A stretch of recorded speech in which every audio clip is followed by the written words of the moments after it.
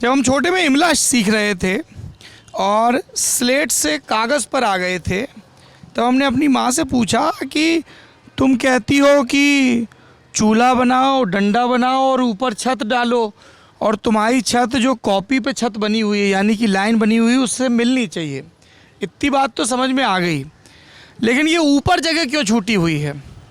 बाद में समझ में आया कि वो हाशिए की जगह है, जो कई बार ज़रूरी चीज़ें बाद में दर्ज करनी हो, फुटनोट जिसको बोलते हैं, उसके लिए हम निकले थे। पड़ाव था रेजिडेंसी, लेकिन वो फुटनोट की तरह ये एक बिल्डिंग आ गई और एक वाकया था जो गाड़ी में डिस्कस हो रहा, तो हमें लगा कि बताया जाए। ये एक पता है 98 गोलागंज लखनऊ, किसका पता है? ये मिश्र बंधु, बहुत मशहूर लखनऊ के मिश्र बंधु, कुछ मिश्र भाई थे और उनका घर है ये मिश्र बंधु भवन, मिश्रा भवन कहलाता था। और ये जो रोड यहाँ से आती है यहाँ तक, ये मिश्र बंधु मार्ग है उनके नाम पर। और उनकी बहुत मशहूर किताब है मिश्र बंधु विनोद। कई लोग जो हिंदी साहित्य के विद्यार्थी होते हैं उसको पढ़ते भी हैं। और उनका बड़ा इस शहर में ख़ास तौर पर और इस पूरे इलाके में हिंदी का प्रचार प्रसार अगर हुआ और हिंदी ने अपने पैर जमाए तो उसमें मिश्र बंधुओं की बड़ी भूमिका है। संपादक, लेखक, पेट्रन, मतलब एक ज़माने में जितने लोग आते थे लखनऊ, बहुत बाद तक लखनऊ अगर कोई भी साहित्यकार आया, या साहित्यकार तो छोड़िए, साहित्य में रुचि रखने वाला भी अगर कोई आया है और उसके पास लखनऊ में कोई जगह नहीं है ठहरने की, तो वो यहाँ बेधड़क आ जाता था और यहाँ उसके रुकने की व्यवस्था मिश्र बंधु करवा देते थे। ये वो जगह है कि जहाँ एक ज़माने में कितने लोगों की पनाहगाह ये जगह रही है। और अब देखिए कि इस जगह की हालत क्या है। हालत वैसी ही है जैसी वो उस क्लब की थी। बिल्कुल, और भी ज़्यादातर जगहों की है। मतलब हिंदी हम, अच्छा ये एक चीज़ ये भी है कि चलिए उर्दू को तो हमने अलग तरीके से बिसरा दिया। हिंदी, हिंदी, हिंदू, हिंदुस्तान बहुत नारा लगता है। हिंदी तो कई लोग जिनको ये जानकारी नहीं है कि राजभाषा है, वो कहते हैं राष्ट्रभाषा है हिंदी हमारी। तो राष्ट्रभाषा अगर है तो हिंदी राष्ट्रभाषा में लखनऊ में जो सबसे बड़ा जिसका योगदान है जिन मिश्र बंधुओं का, आपने उनके घर की हालत क्यों कर दी भाई? और ये घर तो ऐसा स्मारक, इसमें कौन नहीं रुका है? इसमें उस दौर का हर साहित्यकार रुका है बड़ा, और छोटे लोग भी रुके हैं।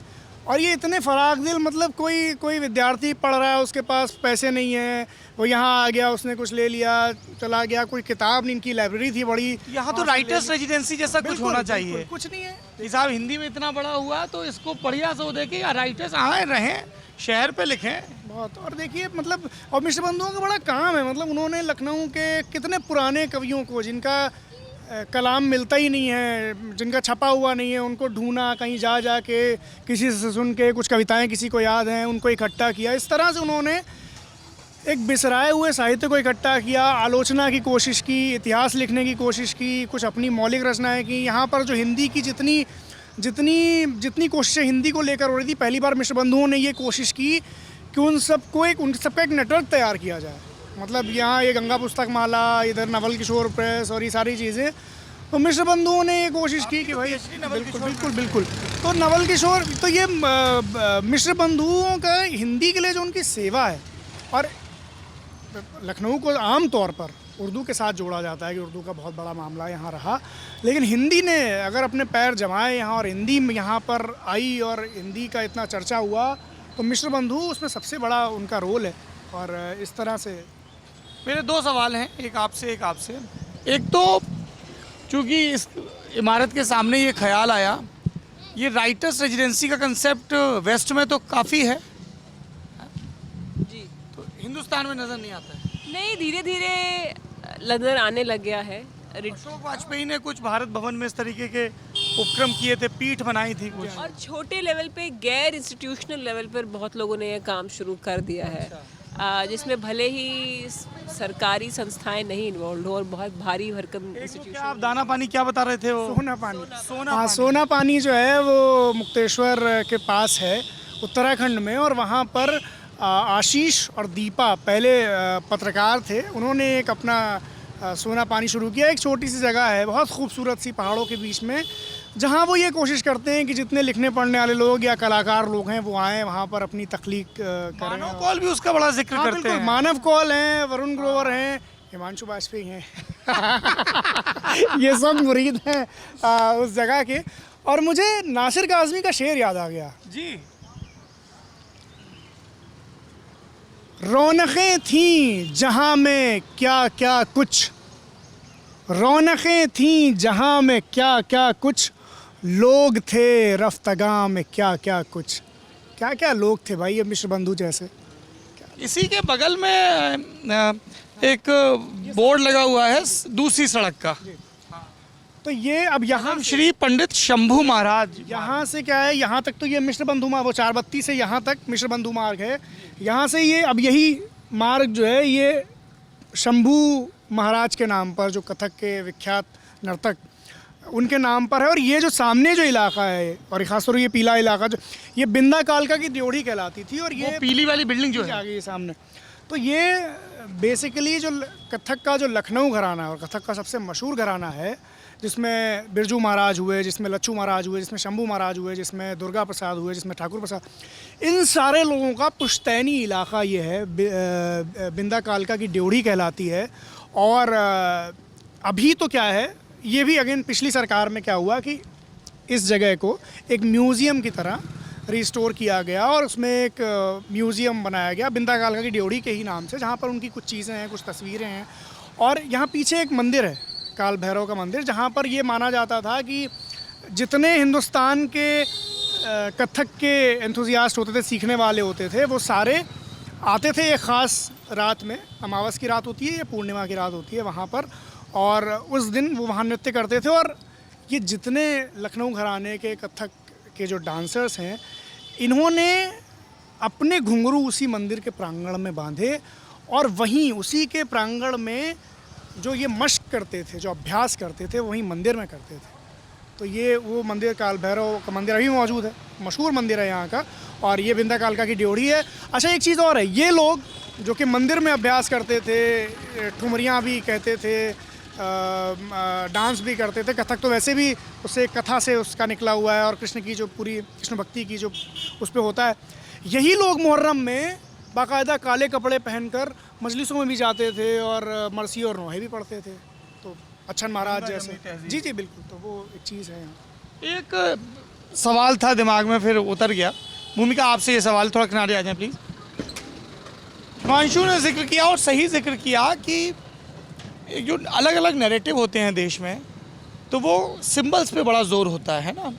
जैसे हमारा एक राष्ट्रीय ध्वज है तिरंगा, तिरंगे की इज्जत, राष्ट्रगान, फिर वंदे मातरम, उसको लेके एक डिस्कोर्स है।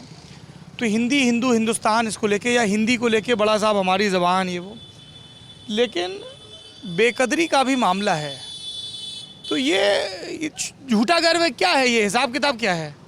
या तो आप देखिए, आप अगर मैं अपनी माँ की कद्र करता हूँ तो मैं अपनी माँ की सेवा करूँगा, ये तो बड़ी बुनियादी चीज़ है ना। माँ और सेवा पे ना जाए तो अच्छा है। हमने देखा है कि टीवी पे लोग कैसे माँ की सेवा किया करते हैं। पर भाषा की आपने बात की थी, गंभीर रूप से अगर बात करें, राष्ट्रवाद का की पहली विक्टिम,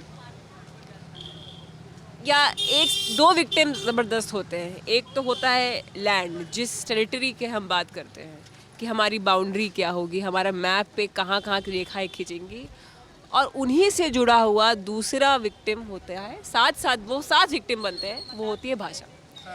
क्योंकि वो सबसे आसान तौर पर आप उसको अपना एक चिन्ह अंकित कर सकते हैं। और क्योंकि भाषाओं के एवोल्यूशन से समाज का एवोल्यूशन जुड़ा होता है, लिंग्विस्टिक एवोल्यूशन जुड़ा होता है, नए नए शब्दों का, नए तरह के उच्चारणों का, एक तरह के फ़र्क का एवोल्यूशन वाकई में जुड़ा होता है। तो वो इतना स्लिपरी, इतना फिसलन वाला मुद्दा है कि भाषाएं सबसे आसान काम है पोलिटिसाइज करना। और जो सबसे सहज चीज़ होनी चाहिए संवाद का, वो सांप्रदायिकता का जरिया बन जाती है। और इंडिया एक ऐसा देश भी है जहाँ पे आज़ादी के ठीक बाद भाषाओं के मुद्दे पर बहुत राजनीति हुई है। वो दौर हम लोगों ने देखा भले ही नहीं, पर उस दौर का जो आउटकम है वो हम उसी दौर में आज भी हैं। श्री आमुलू का वो अनशन आंध्रा को लेके, लिंग्विस्टिक नेशनलिज्म को लेकर, और स्टेट्स के बुनियाद भाषा बनी, उस पर बहुत लड़ाइयाँ हुई, उस पर बहुत तरह की संवैधानिक बातें भी हुई। तो ऐसा नहीं कि भाषा कोई बहुत हल्का मामला है। भाषा है गंभीर आज मामला। तक कहते हैं कि सी राजगोपालाचारी अगर तमिलनाडु में हिंदी को अनिवार्य ना करते तो शायद उतना ना बढ़ता, एक व्याख्या है। और क्या, और तमिलियंस के मन मस्तिष्क में हिंदी को लेकर जो आज तक एक तरह का उग्र भाव है, वो इसलिए भी है कि किस तरह से थोपी भी गई। अगर उसको इस तरह से देखते हैं तो करुणानिधि हाई स्कूल में पढ़ाई करते थे और ठेले पे ऐसे वो रैली से निकालते थे लड़कों के साथ, उसमें एक तमिल माता की तस्वीर होती थी जो बुरी स्थिति में होती थी। तो हिंदी विरोधी आंदोलन ने वहाँ पे बड़ा साहित्य को, जातीयता के उसके पूरे भाव को बड़ा मजबूत लोगों ने घर का सोना दिया हिंदी के खिलाफ आंदोलन के लिए। अच्छा, ये भी एक बात है कि चलिए जहाँ तो हिंदी नहीं थी वहाँ आपने ज़बरदस्ती थोप दी, और जहाँ थी वहाँ बजा नहीं पा रहे हैं, वही वहाँ भाषा का वही चीज़ है। पर यहाँ पे तो आधा काम हिंदी उर्दू को बांटने में लगाना है, तो फिर कैसे जब आप बंटवारे की बात करेंगे तो किसी भी भाषा का सम्मान नहीं कर सकते। अच्छा, इत्तेफाक से गोलागंज में है, ये आरजू लखनवी की ज़मीन है, यहीं के थे आरजू गोलागंज है। हाँ बिल्कुल गोलागंज है। और ये आरजू लखनवी वो आदमी है जिसने ये कहा खड़े होकर के कि हिंदी उर्दू में सिर्फ स्क्रिप्ट का फ़र्क है, और ये जो लोग जो ये आरोप लगाते थे उर्दू में कि भाई उर्दू पे कि ये उर्दू है तो इसमें अरबी फ़ारसी होगी, तो आरजू ने कहा कि नहीं, ये तो उर्दू तो हिंदुस्तानी है, और देखिए हम उर्दू में शायरी करेंगे, खालिस उर्दू वो कहते थे उसको, और उसमें एक भी लफ्ज़ अरबी और फ़ारसी का नहीं आएगा। सुरीली बासुरीन की किताब है, पूरी की पूरी शायरी की किताब। वो किसने भीगे हुए बालों से ये झटका पानी, झूम के आई घटा टूट के बरसा पानी। तो ये इस तरह की शायरी, और आरजू लखनवी ने इस पर काम किया। और यहीं पर गोलागंज में एक बड़ा अजीब व गरीब कैरेक्टर लखनऊ का रहता था, सिड़े हैदरी खां उसका नाम था, सिड़े हैदरी खां। तो ये सिड़े हैदरी खां, इनके बारे में मशहूर था कि ये नंबर 1 गवैये थे अपने ज़माने के, और बेनियाज फ़कीर थे, तो दरबार से इनका कोई वास्ता नहीं था। तो दरबार के सारे गवैयों से गाज़ीउद्दीन हैदर ने एक बार पूछा नवाब ने कि भाई सबसे बड़ा गवैया कौन लखनऊ में? तो कहा गया कि भाई हम लोग तो अच्छे हैं लेकिन सबसे बड़े तो हैदरी खां हैं। तो बोले कौन हैदरी खां है, इनको बुलवाओ। कहा साहब वो तो सीढ़ी हैं, सीढ़ी हमारे यहाँ पागल। हाँ, तो ये तो सीढ़ी हैं, वो तो आते नहीं हैं दरबार में, तो वो आते नहीं। बोले नहीं बुलाओ, कैसे नहीं, नवाब बुला रहा, कैसे नहीं आएंगे? तो खैर बुलवाया, वो नहीं आए। फिर उन्होंने नवाब साहब एक दिन उन्होंने सिपाही भिजवाए और पकड़वा लिया उनको, गिरफ़्तार करवा लिया, और उनको दरबार में पेश किया गया। उनसे कहा गया हाँ भाई सिड़े हैदरी खां, तुम गाना गाओ। तो कहते मैं ऐसे तो गाना नहीं गाता हूँ, मैं नवाब आपके लिए, मेरा मन होगा तो मैं गाऊंगा। नहीं, फिर नवाब थोड़ा हल्के हुए, उन्होंने कहा नहीं भाई गाओ, मेरी इच्छा है कि आप गाएं, कुछ सुनाएं। तो सिड़े हैदरी खां भी थोड़े नरम हुए, उन्होंने कहा भाई ऐसा करो पहले मुझे मलाई खिलाओ तो मैं गाऊंगा। उनके लिए भैया मलाई आई। फिर उनको और थोड़ा मन हुआ, उन्होंने कहा नहीं मेरे लिए पूड़ियाँ लाओ तो पूड़ी खाऊंगा तब गाऊंगा। पूड़ियाँ आई। फिर कहा कि नहीं मैं अभी, मेरा मन नहीं है। तो बोले कि अब फिर नवाब को गुस्सा आया, कहने लगे नहीं अब तो गाना पड़ेगा, और नहीं गाओगे तो फिर तुम्हारी खैर नहीं है, और कोई ऐसी बंदिश गाओ, तुम्हारा बड़ा नाम सुना है कि एक ही बंदिश में हमको हंसा भी दो और रुला भी दो। तो सिड़े हैदरी खां ने कहा भैया अब तो जान के लाले हैं। तो फिर थोड़ा मूड वूड बनाया, और जो गाया तो पहले नवाब को खुश किया और उसके बाद फिर ज़ारो क़तार रुलाया। तो जब नवाब ने ये हैरत देखी कि भाई ये ऐसा गवैया है, तो उनसे कहा भाई मांगो, आज हम बहुत खुश हैं, तुमसे क्या मांग रहे हो? तो सिड़े हैदरी खां बोले भैया देखो हमको तुमसे कुछ नहीं चाहिए, हमको अगर कुछ दे सकते हो तो ये वादा करो कि हमको दोबारा दरबार में नहीं बुलाओगे।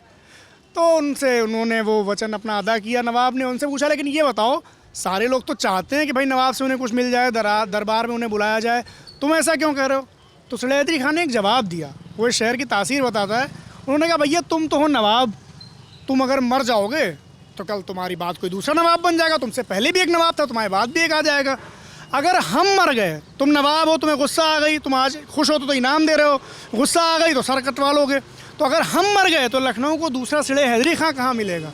ये कहा और चले आए वहाँ से। और देखिए ये गौर करने वाली बात है, नवाब का नाम नहीं आया। नवाब ऐसा एक गद्दी है, बस सिड़े हैदरी खां का रहा, और अब और भी लोगों को याद रहेगा। चलिए अब रेजिडेंसी चलते हैं।